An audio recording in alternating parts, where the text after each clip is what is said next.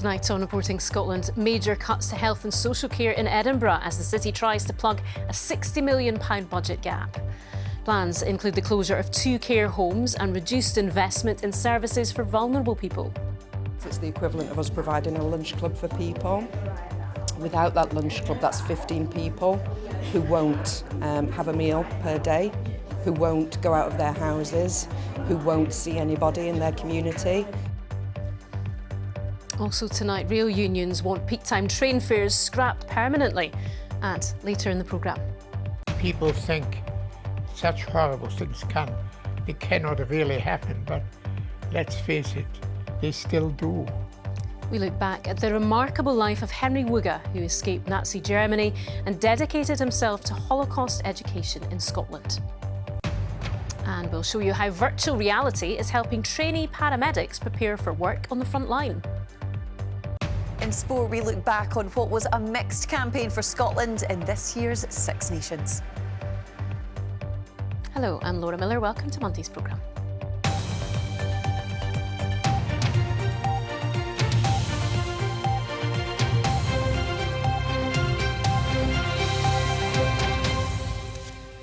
Hard choices. It's a phrase we hear a lot from politicians at the moment, and today that was borne out in Edinburgh. Those responsible for health and social care in the city agreed cuts that will close 2 care homes, cut care packages and end funding of some drug and alcohol services. They say they know these cuts will hit the most vulnerable, but they have to tackle a £60 million deficit in the budget. And as Stephen Gordon reports, it's not just Edinburgh. Similar decisions will have to be made by councils up and down the country. Amanda McAleer is non-verbal. Her cerebral palsy means she needs lots of support, but the day centre in Linwood that she's gone to for years has been earmarked for closure. The service merged with an existing centre in Paisley. We'll have to get her confidence built up, get her to know that this is the new routine this is where you're going. She won't understand why. We will have to deal with that on a day-to-day basis. The human touch has been removed from it. It seems to be it's bean counters, and I can't think of any better way of describing it. The idea to merge these 2 adult day centres is part of a proposed £14 million cut to Renfrewshire's health and social care budget. Difficult decisions that are being faced around the country.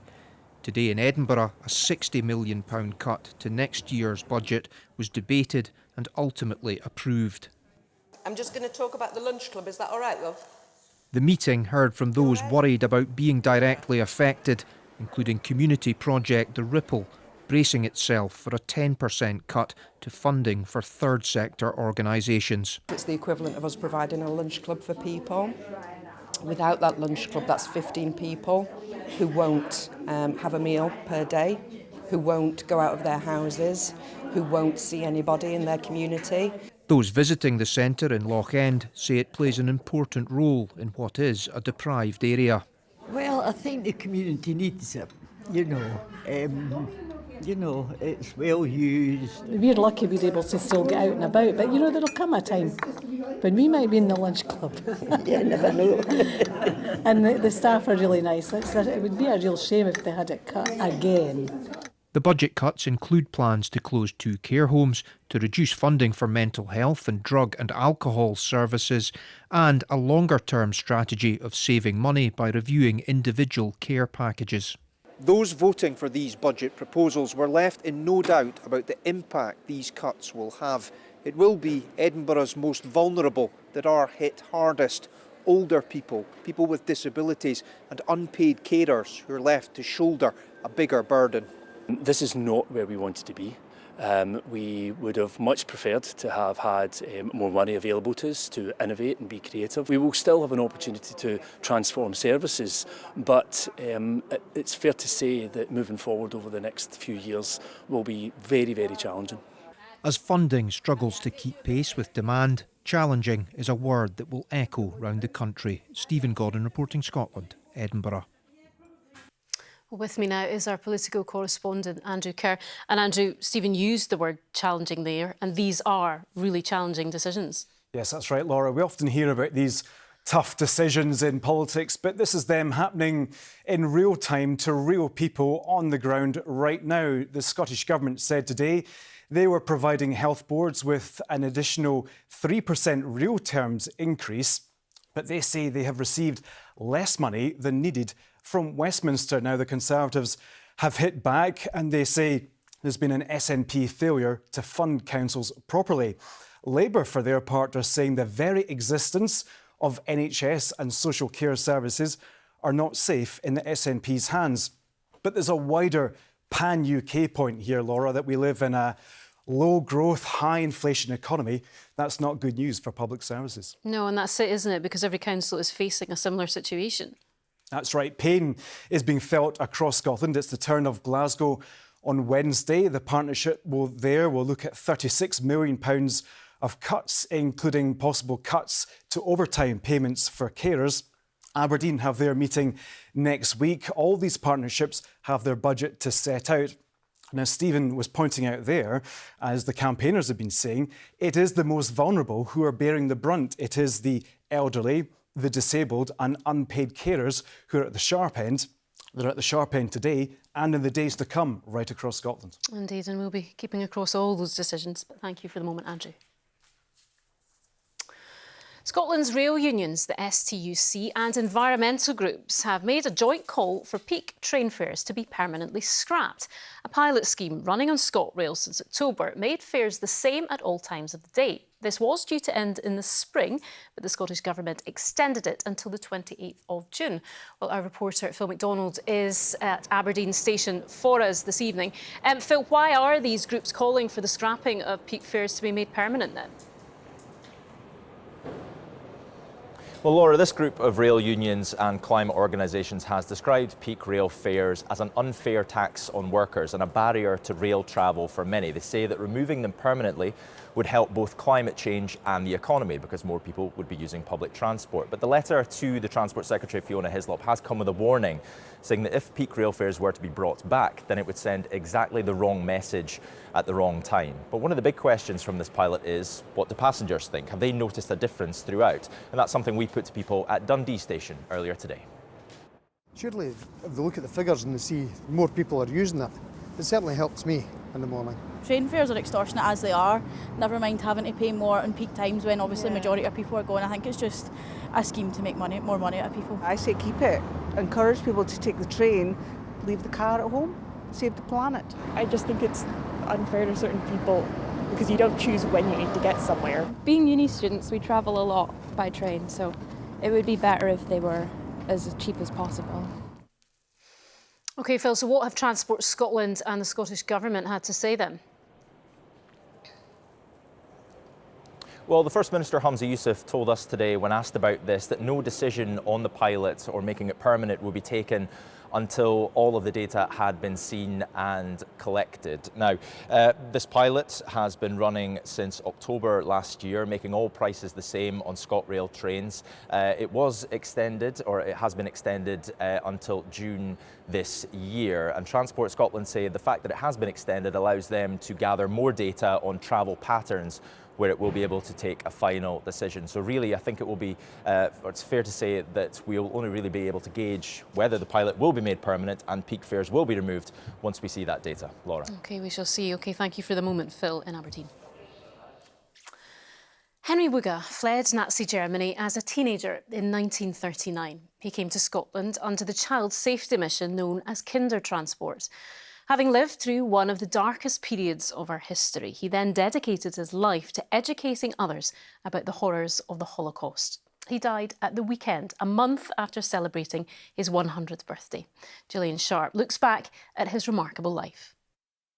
Just last month, Henry Woger marked the milestone of his 100th birthday. Born in Nuremberg in Germany, things changed for him and other Jewish people as the Nazis came to power. You immediately lost your friends. In my class, children, half the children, more than half the children, would not talk to me because their parents told them, don't talk to Jews or I'll lose my job. And life for Germany's Jewish population became more and more difficult. Here, the violence of Kristallnacht. I was at home But because my father was not Jewish, they did not come to our house, but they came to all our friends' houses. They came to our neighbour's house and trashed it. Henry Woger was one of around 10,000 children evacuated from Nazi-occupied Europe on the so-called Kindertransport trains, leaving parents behind for a chance of safety. But on that railway station, there were children of 6 and 7 and 5 who had never been away from their mum or dad before. So you can imagine the howling, the crying, the difficulty. Henry settled in Glasgow and married Ingrid, who'd also come on a Kindertransport. Friends say they had a huge impact as they spoke to generations of school children. You couldn't meet them and not feel very moved by them and their dedication to sharing what happens when hate goes unchecked and talking to communities, you know, like the ones I grew up in, about where that prejudice can lead. People think such horrible things they cannot really happen, but let's face it, they still do. They still do. And it is important to talk about what you know, that these things should not go on. Remembering Henry Woger, who died at the weekend at the age of 100. To some of the day's other stories now. 2 teenagers have been killed and a third is in a critical condition after a collision involving a car and a lorry in Stirling. The 17 and 19-year-old car passengers were pronounced dead at the scene on the A91 near the Bannockburn interchange. The HGV driver was arrested in connection with a road traffic offence and released pending further inquiries. A police investigation is ongoing. The family of a man who was murdered at a bus stop in Edinburgh say they will always remember his warmth and kindness. 65-year-old Nasir Ahmed died in hospital on Friday night after being attacked on the city's Ferry Road the previous Sunday. Police are urging anyone with any information to contact them. A replacement feral bird observatory won't now open later this year. Work has stopped on the £7.4 million development after contractors, Lighthouse IDMH, announced they're considering going into administration. The previous observatory on the remote island between Shetland and Orkney burnt down in 2019. The trust responsible for it say internal work was underway and the building is wind and watertight. Now, working as a paramedic means facing the unexpected and often having to make life-saving decisions. Now, trainees at Queen Margaret University in Edinburgh are using technology to build their confidence before they enter the workforce. By wearing a virtual reality headset, they're transported into a computer simulation of the patient's home. There, they can interact with a pregnant woman who is about to have a complicated birth. Richard Forbes reports.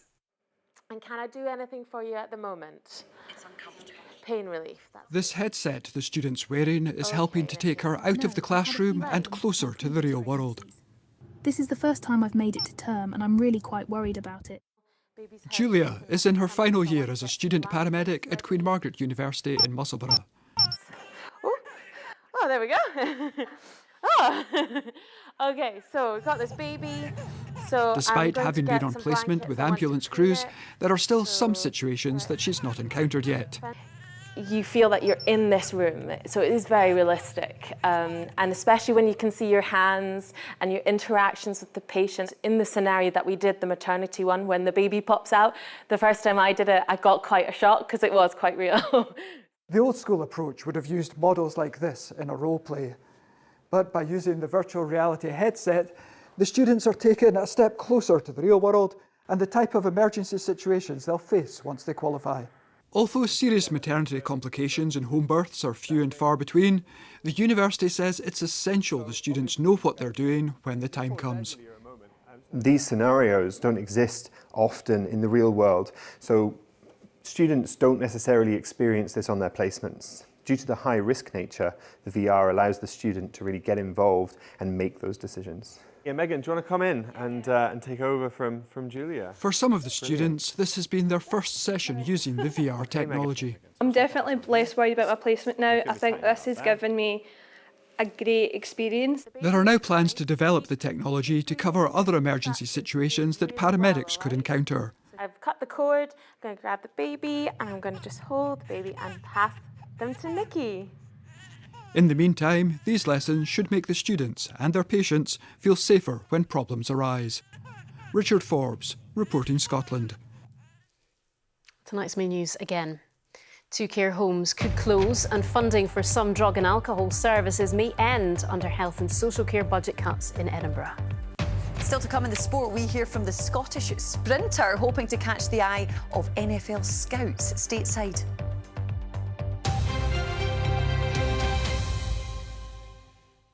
A Borders-based singer-songwriter is preparing to take on the likes of Star Wars and Mortal Kombat this week after one of her songs was shortlisted for the Video Gaming Oscars. Siobhan Wilson's composition Horizon, which features in the puzzle game Planet of Lana, has been nominated for the Game Audio Network Guild Awards, which take place in San Francisco. We've been to meet her at her home in Coldstream.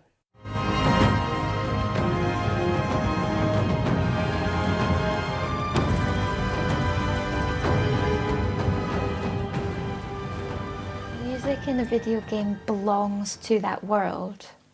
So when you play a video game and you hear music, it's a part of the immersive experience, so it does belong to that very specific place.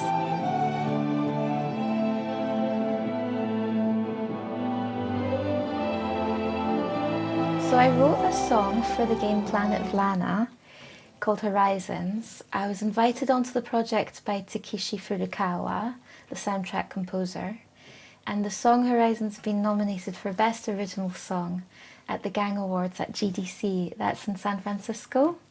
So I'm really excited I get to go to the awards.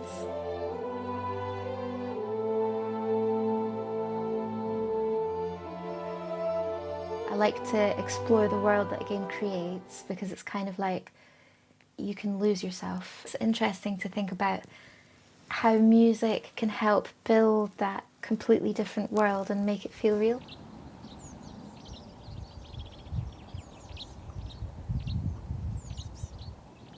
I like to be in the countryside to get inspiration for lyrics and sound because the bird song and the landscapes that I'm surrounded by just now give me a lot of space to think. So while I'm out walking, I take little notes of melodies and I write little bits of lyrics. McTavish is a huge part of the process. He's my Jack Russell. He's 4 years old and he's the producer. He's here every time that I have a good idea. And sometimes I can tell just by the way he responds if the music's good or not.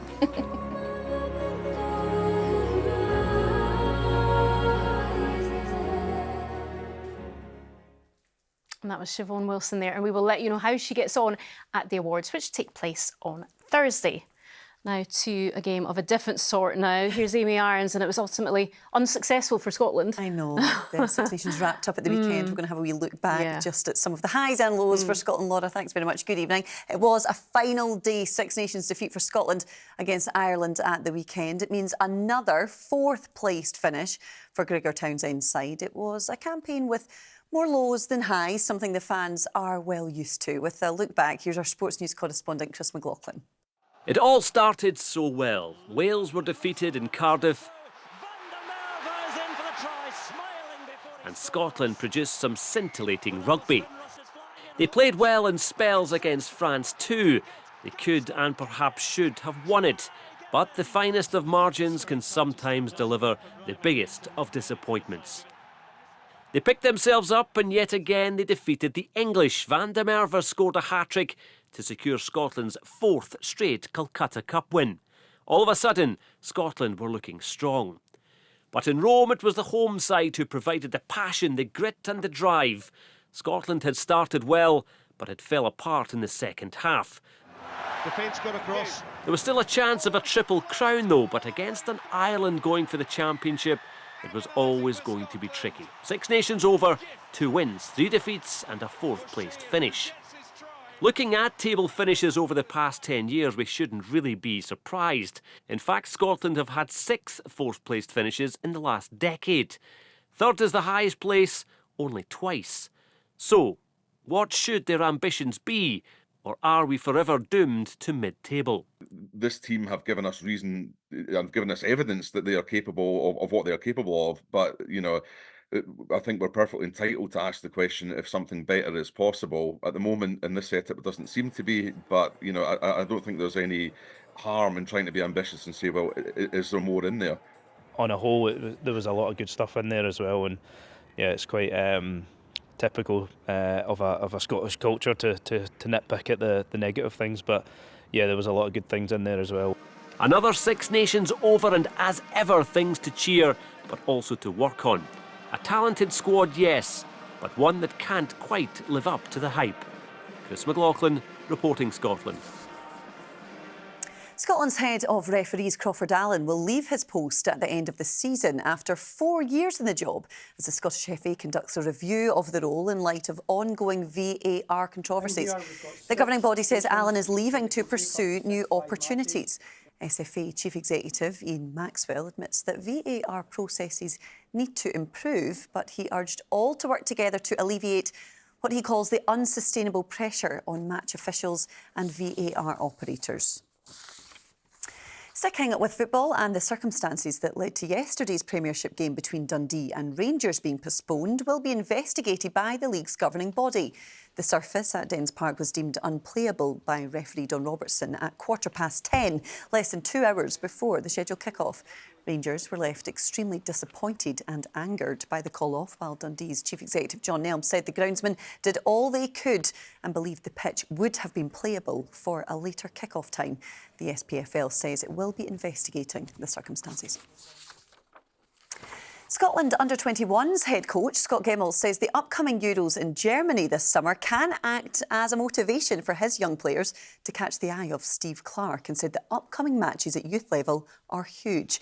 While Clarke's first team get ready for a busy summer, Gemmell and his youngsters are preparing for an important run of matches of their own in a bid to qualify for the under-21 Euros in 2025. They're currently second in their group behind Spain and face Kazakhstan at St Mirren Park. That one next on Thursday. I don't feel the need to push it to them personally. They're all very intelligent players. They know exactly how close they are. They know exactly how close Steve watches our games. So, of course, it is a huge carrot right there in front of them, and they have to use these games as all the games. Anything could happen in that regard. And just before I go, could we see a Scot starring at a Super Bowl? Sprinter Praise Olatoke is confident we will, as he prepares for the all-important NFL trial day, having swapped the running track for the football field. The 23-year-old, who grew up in Glasgow, is one of 16 athletes from around the world on the NFL's International Player Pathway, a programme where athletes who may have never played American football before are given the chance to impress on the sport's biggest stage. On Wednesday, Praise will show off new skills in front of scouts from across the United States in the hope of making an NFL roster. Sprinting is a lot of just straight line, just go as fast as you can, as hard as you can, for as long as you can. Football is, you do that, but also there's a lot more like stopping and starting, stopping and starting. There's a lot of like change of direction as well, which I wasn't too used to. Do you think that that can be in your future for a Nigerian-born Scottish athlete to be there catching a winning touchdown in a Super Bowl? Oh, 1,000%. Crazier things have happened, so I wouldn't say that this is out of the ordinary. I think it's bound to happen and it will happen, so it's just a matter of time. And there is more of that interview on the BBC Sports Scotland website, Laura. I mean, I know it's a new skill, but I think being able to run 100 metres in just over 10 seconds, I think you'll be all right. Absolutely. What an opportunity for him. All these talented people we need to keep track of. Yes. Eh? Thanks, Amy. OK, now let's go over to Laura to find out what's happening on the BBC Scotland channel at 9 o'clock. Coming up tonight, what effect will Edinburgh's social care cuts have and who will they impact? We'll ask a care expert.